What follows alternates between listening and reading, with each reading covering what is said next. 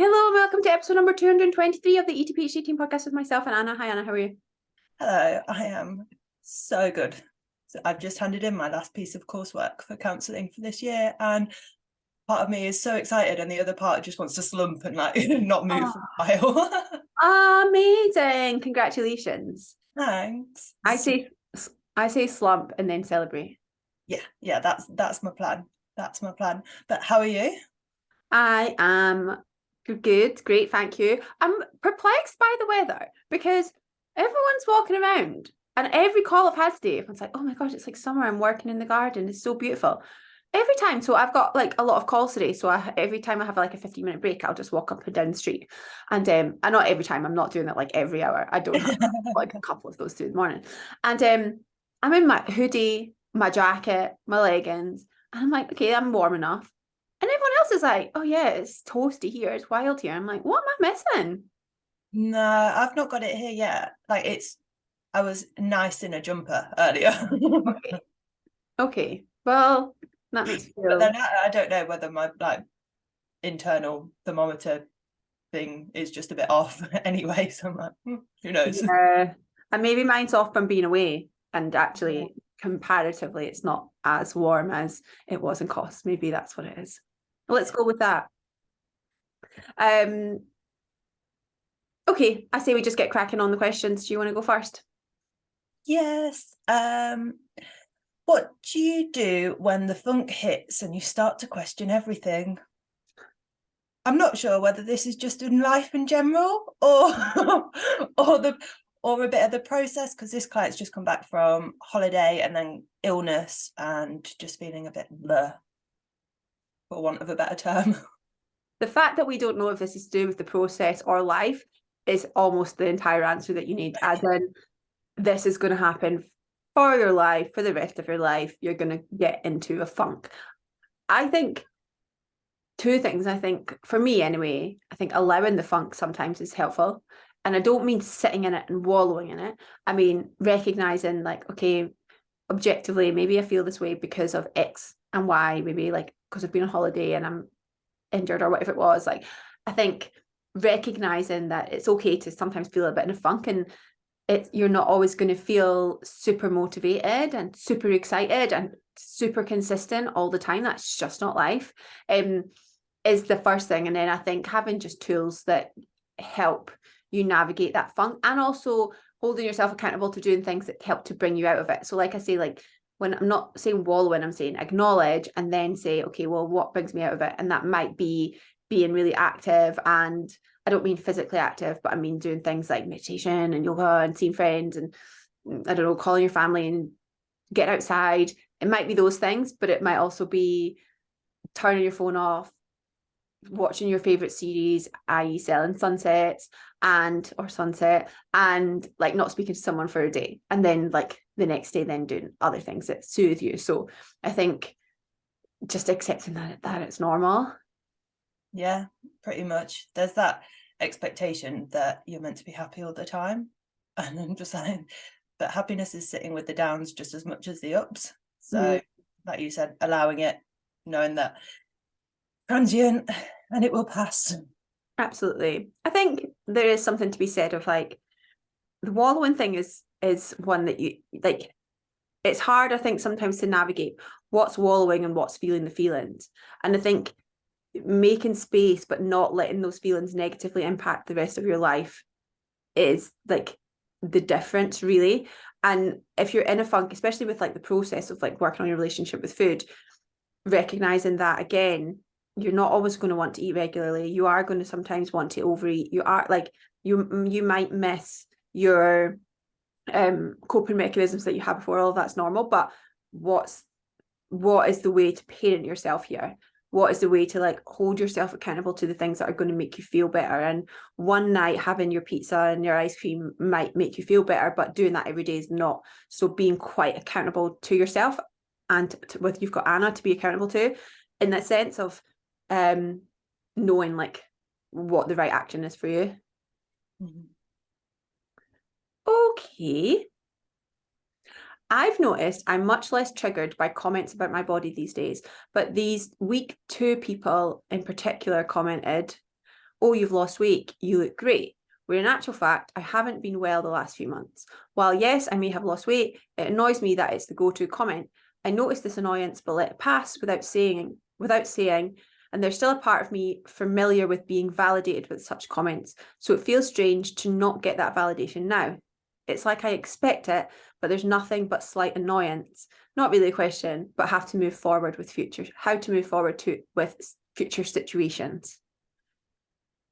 I mean, there was a fantastic post that I saw yesterday about not complimenting weight loss. I was being sarcastic, and I don't know how many people, like, obviously not about that, but some people didn't get that I was being sarcastic, and I was like the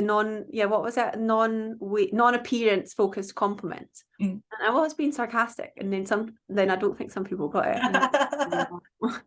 Damn it. I do find sometimes, I think this is a good lesson, because we've had this conversation before where I feel like sometimes people think, well, you put out a lot of like deep, meaningful content and you talk about deep issues and hard issues. So then when I talk about, like, when I make jokes and when I'm sarcastic and surprisingly witty, sometimes people, because they don't necessarily expect it, they're like, oh, I don't really get it. And it's like, you can hold space for like the deep, meaningful stuff and laughing at yourself and having joy and humor as well. Like, you can do both of those things, or all of The those PhD things. in your name, it just is too much. Take it Yeah, out. no, that's the final straw. And they're like, no, definitely not. But yes, I think, what were you going to say? I was going to say, I think the further along you get in this sort of work and the more comfortable you are in your body and its fluctuations and not kind of being as appearance focused, I think the annoyance, or like in my own experience, the annoyance settles, and it's just like you can have that comeback in, oh, it's interesting you think it's okay to comment on weight. I think you get a bit more confident in kind of speaking up a little bit, because it is shifting, and obviously we are becoming more open to different bodies, but diet culture is so deep rooted that there is that thin ideal that everyone thinks that weight loss is something that we are all going to be striving for, to be the smallest possible. And like I said, I think the more comfortable and confident you get, the more you can begin to challenge it, and just not necessarily to make that person feel bad, but just to have that open conversation and be like, do you know what, weight's the least interesting thing about me.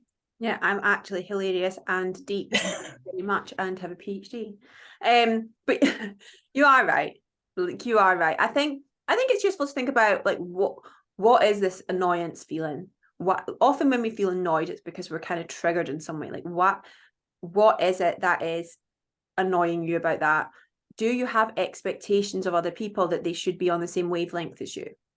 Like, is it that you're still working on this stuff and you're annoyed actually at yourself because deep down you still kind of liked it, and you know that you shouldn't like it, therefore you're annoyed at yourself for liking it and you feel guilt and shame about that, and it comes out as annoyance at someone else, and it's kind of that misplaced annoyance. I think getting curious about why you feel triggered or annoyed at certain things is really helpful, because again, we can't change other people's opinions or the actions. We can only change how we respond to them, right?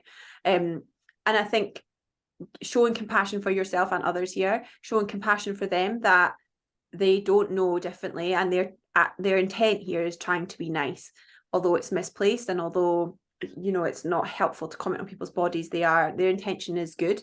And on the flip side, showing compassion for yourself, that you've been indoctrinated into this diet culture for 30 years. So of course, when you feel pleased that someone comments on your body even a little bit, it's quite expected and quite quote unquote normal. And so not getting annoyed at yourself for feeling that, and just being like, oh, that's interesting, and that I still have that narrative in my head around diet culture, like, and be curious about it more so than frustrated by it, I think. So for some background, this client, we've only just started working together, And she's recently found out she's got a histamine intolerance. So it's going through a process, like they've completely removed them and now they're beginning to reintroduce different foods. And she asks, how do you recommend that I get my head around the fact that I can't carry on eating the way I've been eating for years? I choose healthy foods that I loved and that felt routine, safe and happy, but unfortunately unconditional permission to eat anything no longer applies, as I'm newly diagnosed as histamine intolerant, so my whole way of eating has to change. I'm finding new nice things to eat, but they're not my food, and I feel sad about missing my old food. I can deal with it on a daily basis, but thinking about forever seems overwhelming. One thing is, try it, like, you don't have to think about forever. Think about the present moment rather than worrying about the future or ruminating on the past and what you used to be able to eat in the past and what you won't be able to eat in the future. Thinking about, okay, well, what's important right now and navigating this right now, because it might not feel like it, but in a year, in 2 years, in 5 years, eventually this will feel normal, and you'll be unlikely to feel that sadness, that like that loss that you feel right now. It will probably change over time. It's the nature of loss of any form, right? So thinking about long term and thinking, oh well, I can't imagine doing this long term, you're not going to be in the same headspace in 6 months, in a year, so it's going to feel completely different. And so focusing on the present is really important. I think remembering that although it feels like the choice has been taken away from you in terms of your food choices, so you don't have unconditional permission to eat, you are to some degree right, and by definition you are probably right. But I wonder if, and this may not be possible, but I think I definitely have had clients with IBS and other kind of situations where they can't eat all of the food that they want to eat. They still give themselves unconditional permission to eat, but they choose to honor their body. And by choosing to honor their body, they're choosing not to eat these foods that make them feel unwell or don't treat their bodies well. So rather than saying, all of this stuff has been taken away from me, can you think, okay, like it sucks, like hold space for the fact, yeah, of course it sucks, and I'm sorry that you're going through this, and it is a loss, and making space for that. But also thinking about, okay, well, how can I empower myself then to make choices that are going to support my health and my body now, as opposed to, this is really unfair, which of course it's unfair, but that like sitting in that is not going to help your mindset or your mental health at all. And it's not about the toxic positivity spin either, but it is about like recognizing it and then saying, okay, well, what's really going to be helpful for me here? And it is going to be that shift in mindset of, okay, well, I'm going to choose to get creative and try new foods and honor my body and honor my health in the way that is like respectful to my body. Yeah, I think like you were saying, it's not forcing the toxic positivity, like we were saying in our update this week. Obviously, as there's uncertainty as she begins to reintroduce certain foods, but equally like some level of excitement, because your body might respond really well to it, and that might be a whole new food and loads more recipes as a result. Yeah. Okay. How to help, so this is from one of my clients who I'm mentoring and coaching, how to help logical thinkers become more mindful and really embrace getting in tune with their internal cues.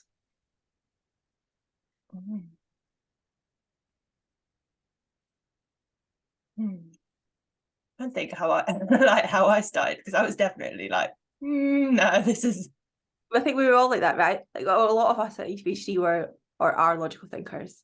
And I know that when I started talking about mindfulness and researching mindfulness, I just finished my PhD in physiology, and I was teaching in a physiology department, hardcore science. And I was like, oh, I'm going to try mindful eating. And what does this mean? And I think it can be helpful to remind people like they're not dichotomous, like you can hold space for multiple things, and you can be logical, but also be spiritual and have beliefs, and you can be scientific, but you can also be philosophical. And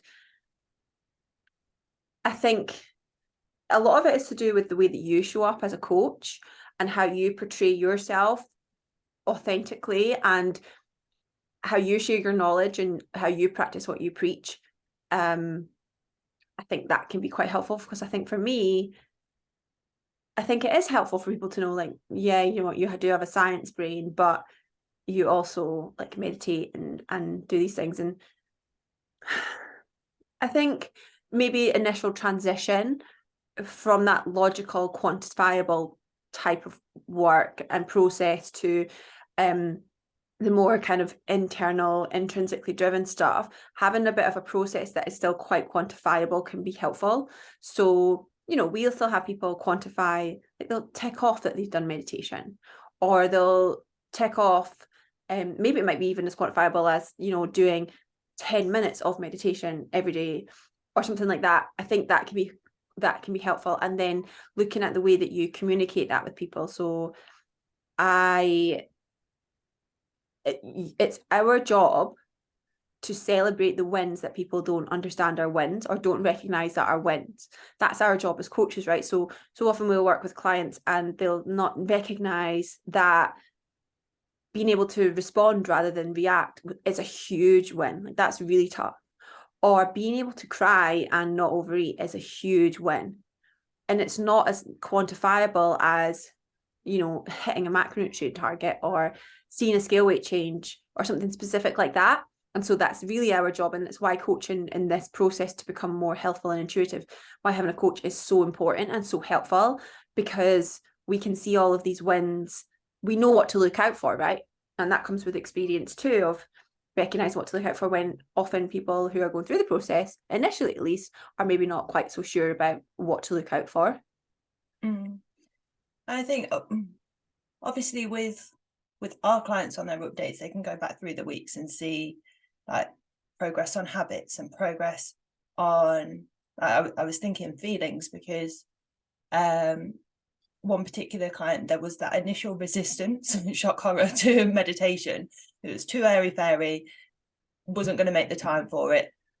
And then going back through the weeks, and as she's begun to get really consistent with her practice, like she noticed the 5-word feelings were, there was, whilst we don't have good or bad feelings, there was a lot more kind of positive, comfortable feelings showing up. And so whether that's like a bit of like an experiment, but for you to begin to write, okay, again, like quantifiable in, right, I'm noticing as I do this, it's having an effect on this, or even just in your journal, like going through over the weeks and seeing how feelings, thoughts are beginning to change as well.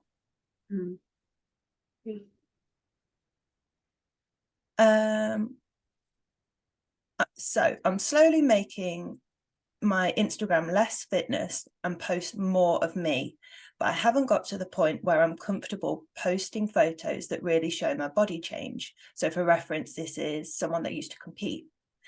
How do you deal with potentially people talking about how your body has changed, and how do you even get comfortable with photos of you in a different body?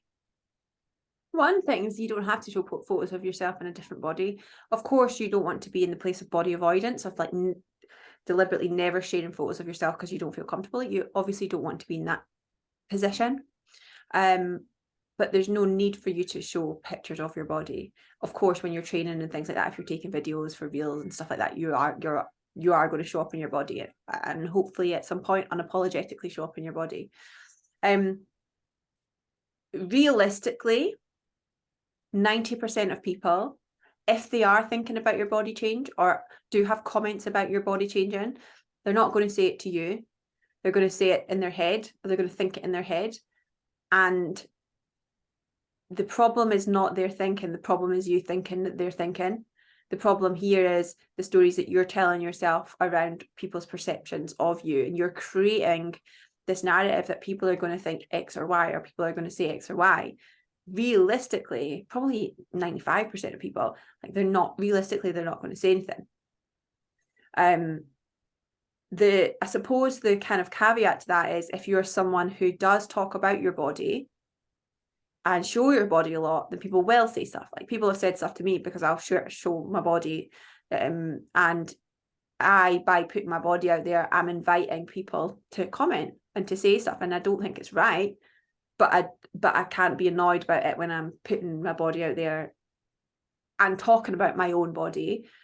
But if someone does that to you and you're not talking about these things, there's nothing to stop you just deleting the comment and moving on.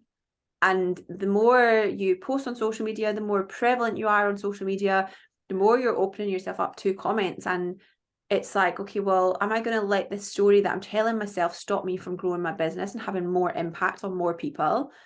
Or am I going to kind of continue on and choose my thought process and choose to reframe that, you know, what other people think of me is none of my business, and I'm posting this to help one person.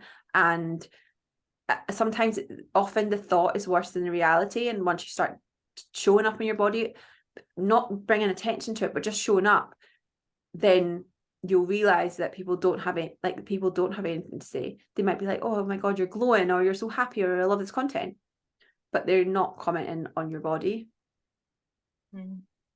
Yeah, I don't have anything to add, I'm afraid. Nothing. Okay, Georgia's question. I'm turning 29 this week, which is making me reflect a lot on my 20s, which have been beautifully messy. I'd love to know what some of your biggest life lessons have been so far, even if they're not particularly profound. I feel like the not particularly profound part was probably directed at both of us. What? Oh dear.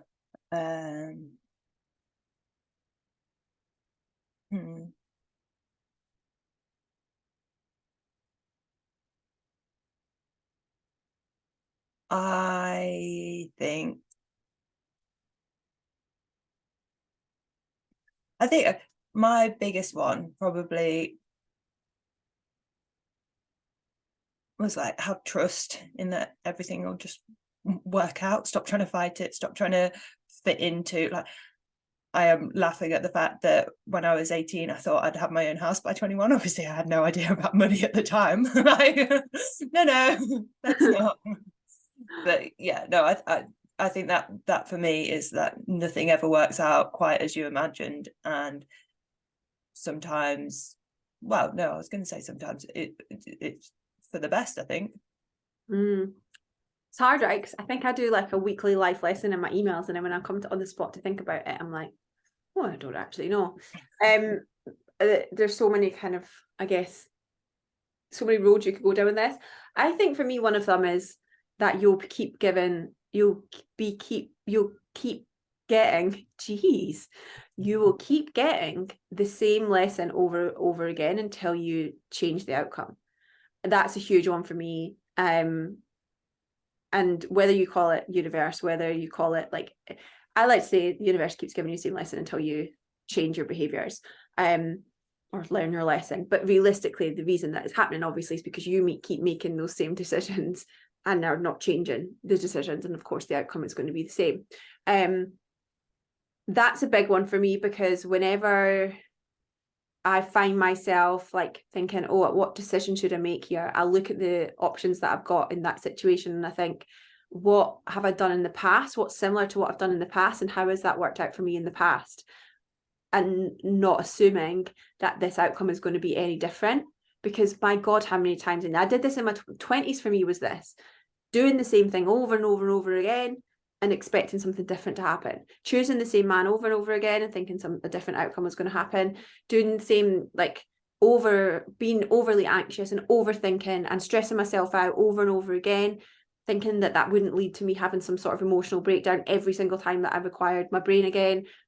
Of course, that kept happening. And only in my 30s did I start to go, oh, okay, well, I actually have to, like, that's just going to keep happening until I change the way that I do something. I think that was probably one of my biggest life lessons, I think. Anymore, I did have another one that just came into my head, but I've completely forgotten it. Be in next week's email then, when it pops back in. Yeah. Oh, that's very annoying. Yeah, I'm sure the other ones have probably been in podcasts at various different times.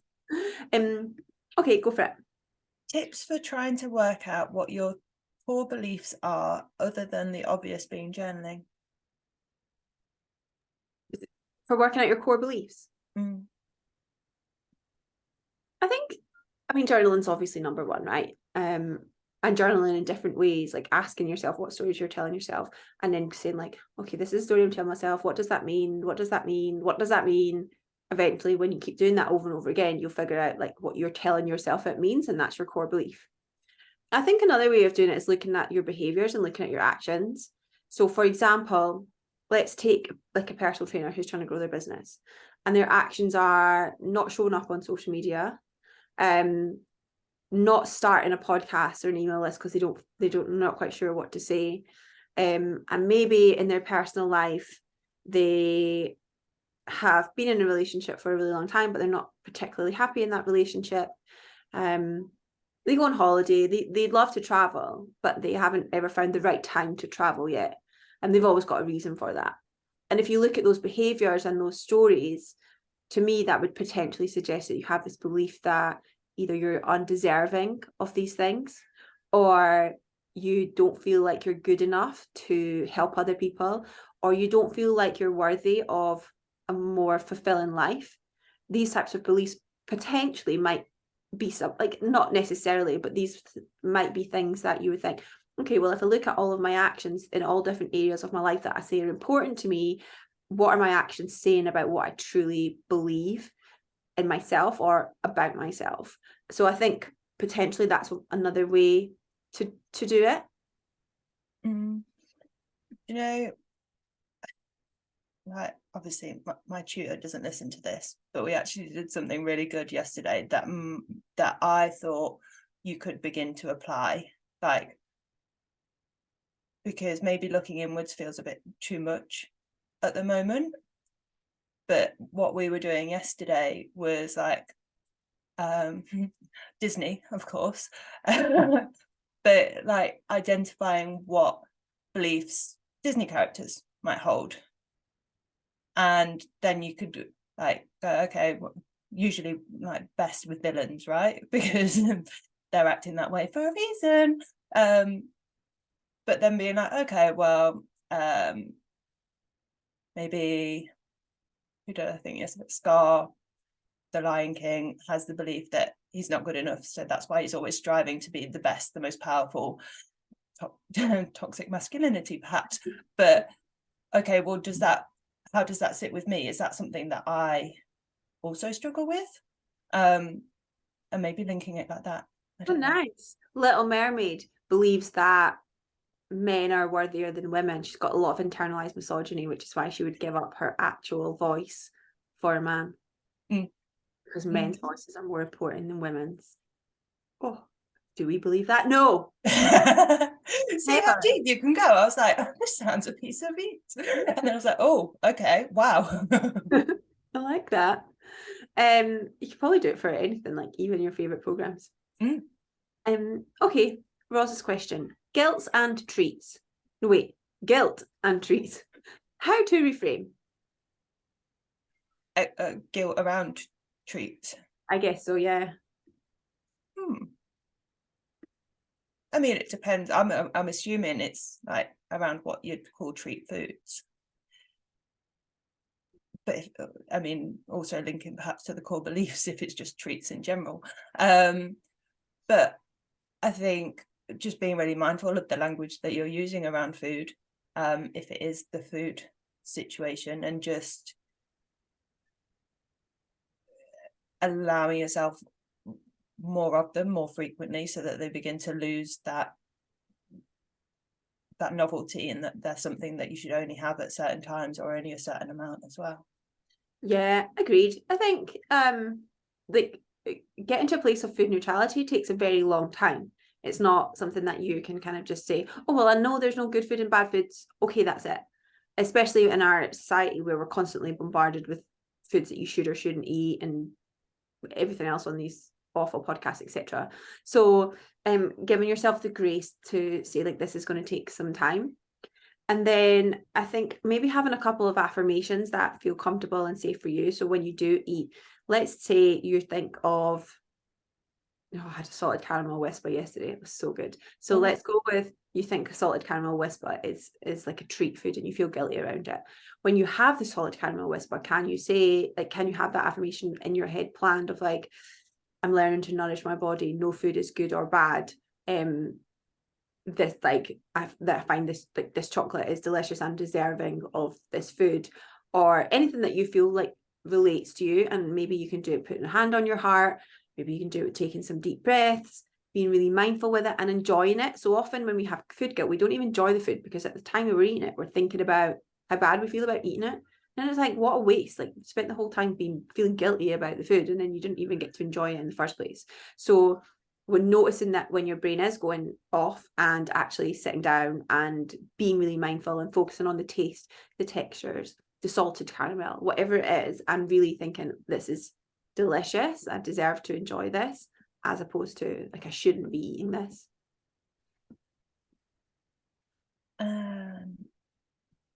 So we've made this into a question. The client wanted to ask it. She was like, brain's ticking over.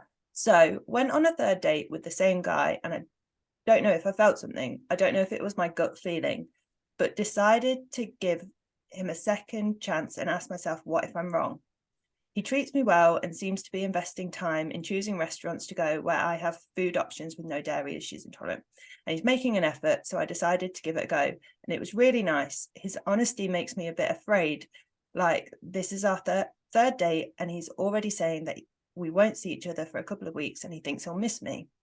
I don't know if this is a red flag or I'm not used to people being honest, because most of the time I'm not honest with myself. I'm being more honest at the moment, but it was never like that before. And to be fair, I wish I could see him before, as the time I spent with him was really nice and joyful and I felt connected. So, not really a question, but do we think it's a red flag, or is it because it's something new feeling wise? It's so hard, and I'm kind of smiling along because I understand 100%, like, I completely understand. There's no real way of knowing, right? I think there's a couple of things here. I think one, gut instinct is important, and we don't give our bodies enough credit when we feel a gut instinct. That being said, sometimes the gut instinct can be like a feeling of like fear. So sometimes, and this can kind of come across as chemistry too, and you see this with people who start dating someone and they think it's this giant spark and this amazing thing, and often it's actually a fearful response of your body, knowing that this is a dangerous situation. I don't mean physically dangerous per se, I mean unsafe in some way, because maybe that person has behaviors and patterns and an energy that is similar to people in the past that have maybe not treated you as well, or things have not entered so well. And so I think sometimes gut feeling is that, and sometimes chemistry is that.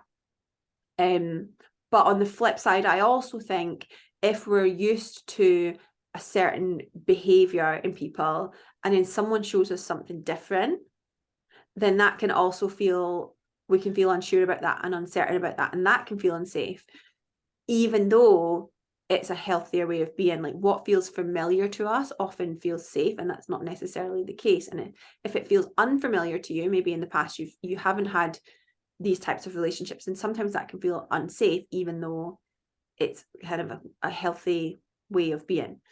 So in a nutshell, I don't know. It could potentially, it's hard. From what you said, I don't think that's really a red flag for someone to be like, oh, I miss you, if you've hung out a few times and then you're going away for a while. I wouldn't necessarily think that's a red flag, but like, just like food, you can't take foods in isolation. You can't take these comments in isolation. It's like, what's the overall pattern of behavior here? And what's your history in dating situations? And how does this relate to, like, historically your dating patterns? And I think there's so much more to dating than attachment styles, for sure, but I do think that if you have certain, like, avoidant tendencies, for example, and someone who's maybe more secure and or anxious are more likely to say something like that. If you're slightly avoidant, it's more likely to kind of freak you out rather than bring you in closer. No personal experience of that whatsoever. So I think the self-awareness piece is really important, right? Of like, and taking it all in context rather than like this one little snippet out of context, I think. Yeah, I was thinking very much along the lines of kind of you're allowing yourself to be more vulnerable now in life, not just with dating. And it was actually, what was I reading? Something about self-sabotage. And not that this is the case by any means, but I think it fits in nicely in that often we'll choose kind of we'll opt out of kind of temporary discomfort in favor of long-term dysfunction. I thought, slightly attacked. That was a punch in the gut. My baby bell and apple was just starting to come back up. But I mean, that's the thing with some, like you say, when there's those new feelings that we're not sure whether they're kind of they're unsafe, they're unfamiliar, not necessarily bad, but our instinct is to go, no, I don't like this, I'll go back to what I know. And yeah, getting curious as to, well, how has that kind of served you in the past?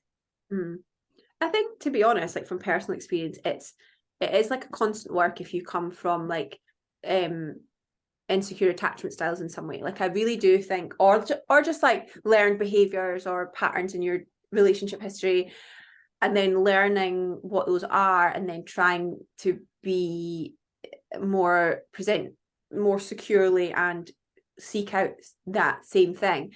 I do think it's a constant learning curve, and I do think it requires constant reaffirming to yourself of like your values and your behaviors and your awareness. And when like you start to notice tendencies in yourself,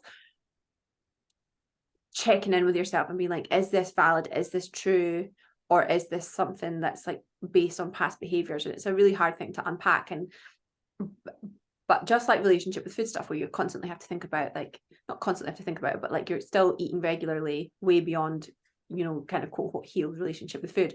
Just like that, I think with relationships, it can be, you still do have to put that work in, at least for a while. I don't know about forever. I'm 36, I'm not 95, but don't know. Okay, Becca's question. I was thinking about unconditional permission to eat anything and was wondering, how do you navigate this when there are limitations on, say, cost of food? For example, if I would like a cake from a bakery, but the cost of it means I can only afford to do this once a month, then there is a condition placed on that food. So having it infrequently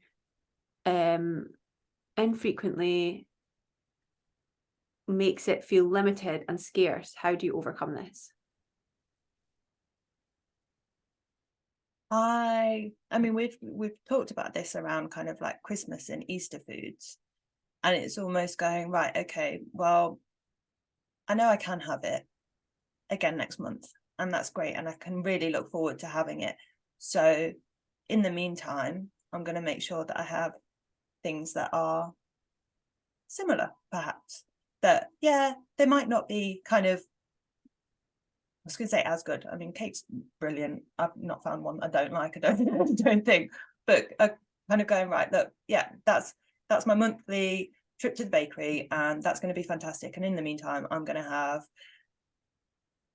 cake from Tesco, or if I'm feeling fancy, I'll go to M&S, and I can still enjoy that and still get the same kind of satisfaction, whilst I wait another few weeks to go back.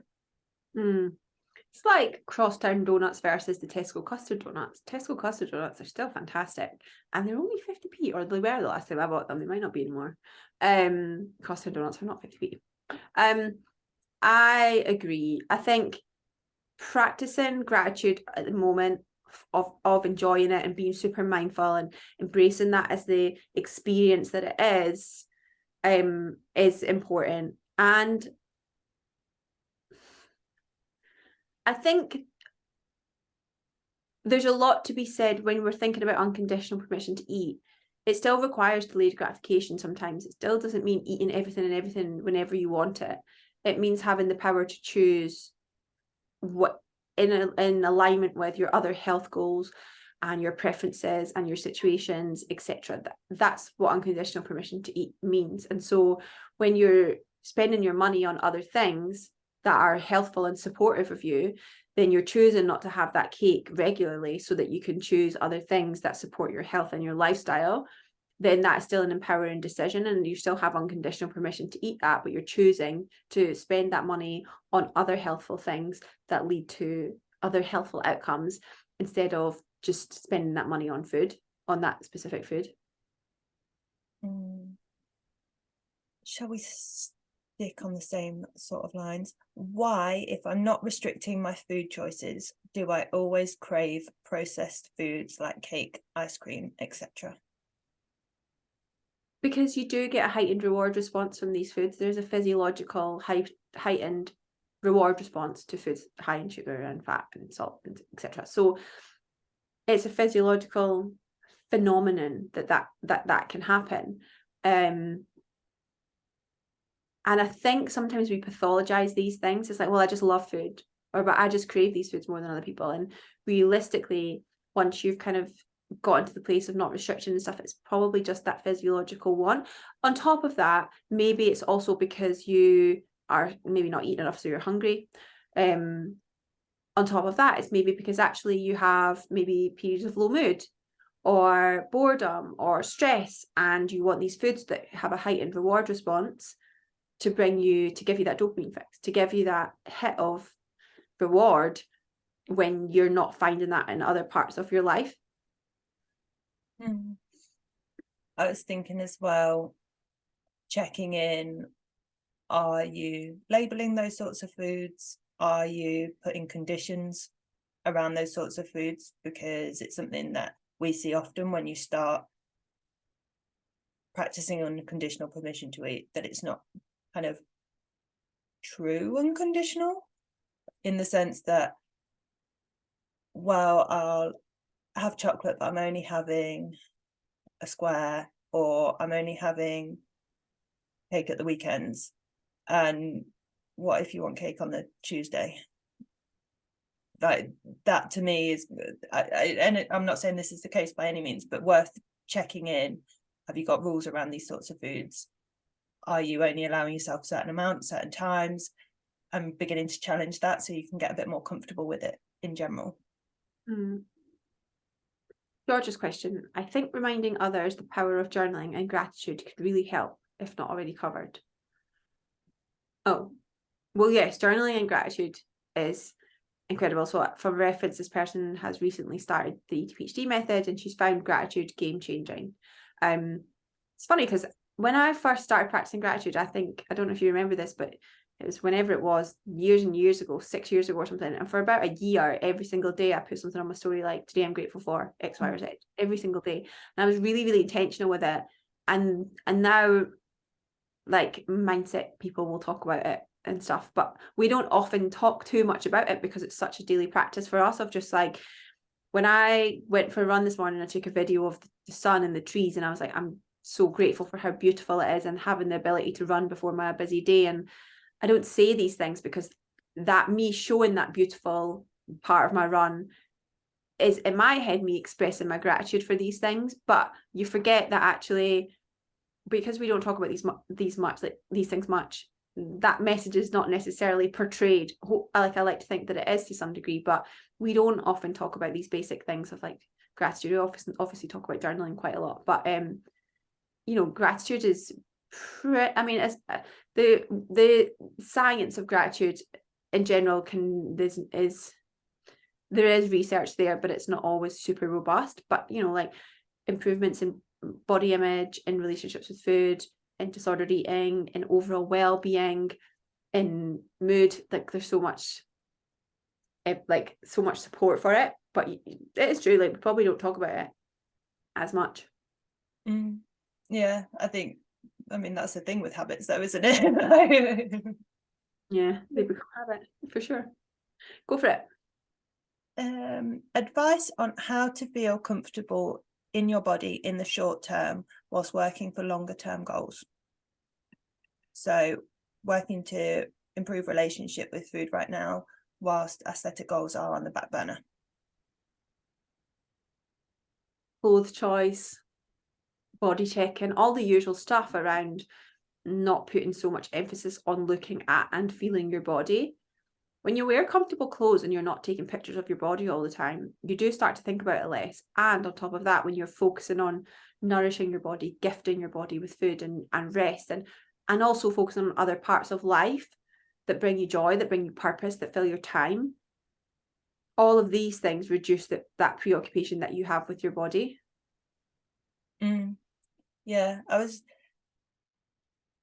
I think when I was a client with you, I don't think there was anything intentional I did to support my body image, but it improved as a result of me just looking after myself better. Like you said, it just took up so much less space when I was like, stop training for aesthetics and allowed myself to eat more freely and started filling my life up with more fun things as well.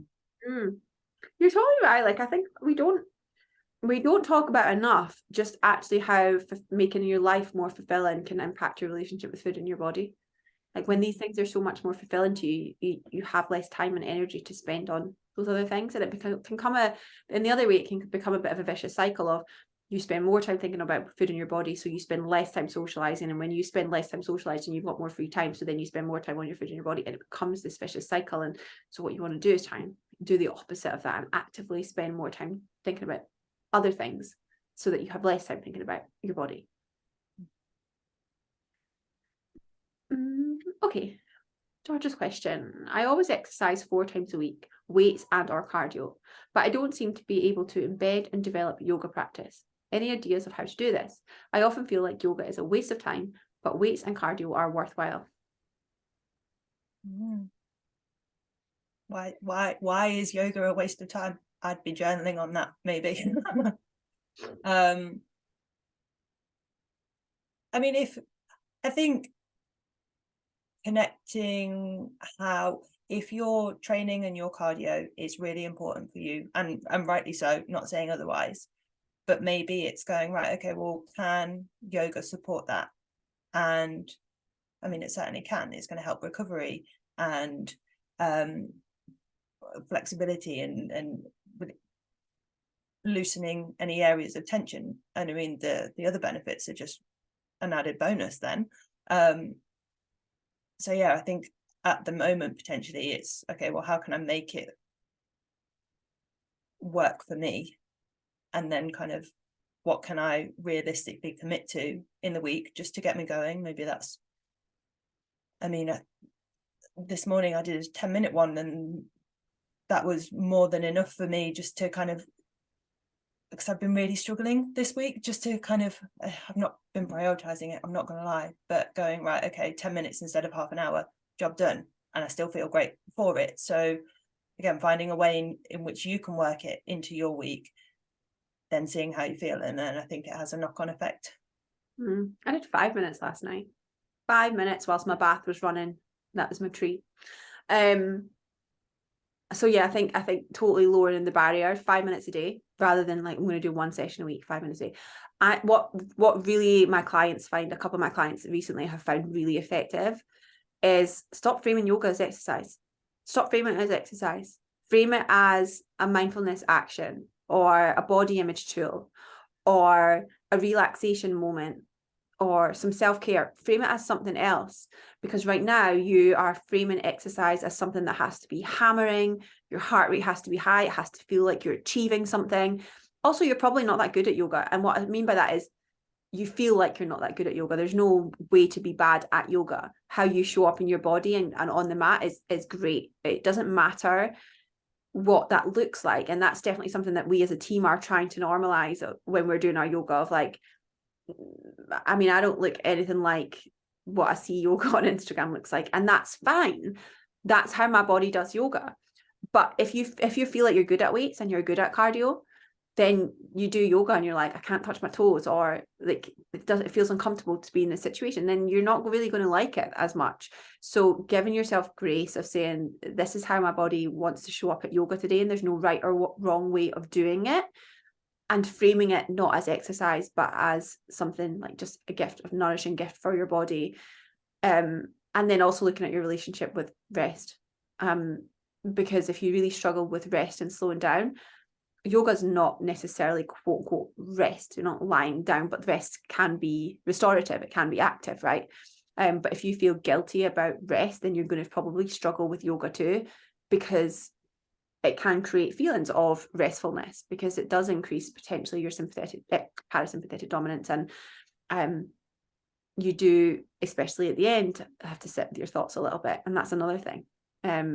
You're avoiding it for a reason, and it's important to figure out like why you're avoiding it, to figure out how you can incorporate it in. Okay, one more question, go for it.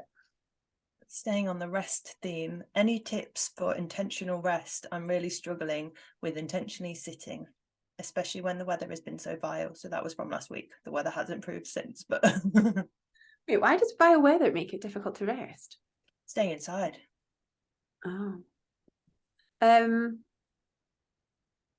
Again, I think like getting curious about why it is that you struggle with it so much. Often we struggle with rest because we associate our self-worth with our productivity and our achievements, and rest feels like the opposite of that. We always feel like we should be striving, always feel like we should be doing. So when we don't, we can feel anxious, and there is such a thing as relaxation-induced anxiety, where you do feel anxious about this. I don't talk about that much because I feel like it can pathologize it a little bit, and then we're like, oh, I've just got relaxation-induced anxiety, and it's like, yeah, but it's helpful sometimes to put a name to it, but then like, how are you soothing yourself through that and overcoming that, and looking at all the different ways that you can rest that's not lying on the sofa or sitting down, but it's maybe yoga, it's maybe getting outside in nature, but not always filling your mind. I think with rest, it's you don't want to constantly be stimulating your mind, and you want to give your mind that freedom and that space to think, to slow down, to get creative. I think that is super important. And I guess like thinking how you frame rest. Obviously, I know this client, I know that rest days from the gym are something that people can generally find a bit easier to get their head around, because right, that's going to support my training. But actually just being intentional with your rest throughout the day means that you can show up at work as your best, because you have better capacity to deal with the stresses of day to day. And like thinking, okay, well, that's how I stay within my window of tolerance, really, isn't it? Is making sure that I am doing things intentionally throughout the day to bring me back down. I also think too, only in our moments of slowing down and rest do we stop to notice that this is our life. And again, like, my fear is waking up one day and being like, I don't remember any of my 30s, because the whole time I was just working and doing, and it went by so fast because I was always doing stuff, and now I'm 95 and I don't remember it, or I didn't take enough advantage of that because I just wasn't present in the fact that I was sat there, I had time on my own to think. And maybe you might want to have kids one day, and apparently you never have time to think again. Like, you just don't know when these opportunities for you to be present may not be there anymore. And I just think, again, like, remembering that these little, like, life is made up of these little moments of like presence, and you just don't want to waste it by being just non-stop doing stuff all the time. That when I have weeks like that, when I have really not slowed down, I get not annoyed at myself, because I can be compassionate, but I do get a bit like, okay, remember, like, this is the only day you're only going to get to live this life. Like, this is your only time to live today. Like, slow down, because I don't want it to end. I don't want it to go by so fast. But the only way you can't slow down time, but you can slow down like yourself in that moment. Okay, thanks everyone for your fab questions. Thanks, Anna. Thanks. Bye. Bye.